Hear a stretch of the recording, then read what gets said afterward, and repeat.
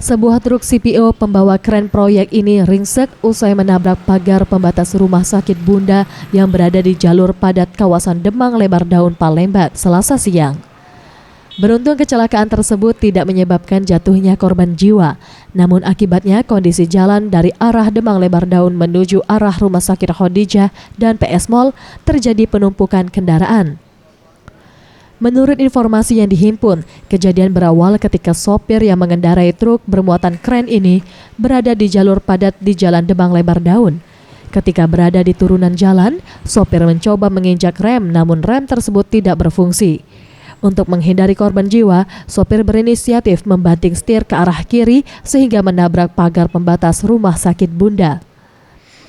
Tahri selaku mekanik truk mengatakan terjadinya remblong ini diakibatkan karena panas rem serta pada di bagian radiator pecah. Untuk mempertanggungjawabkan kelalaian ini, pihak truk telah menemui pimpinan rumah sakit. Nungguin dari pihak kantor saya Pak, manajemennya. Supirnya di atas, jadi nemuin pihak rumah sakit.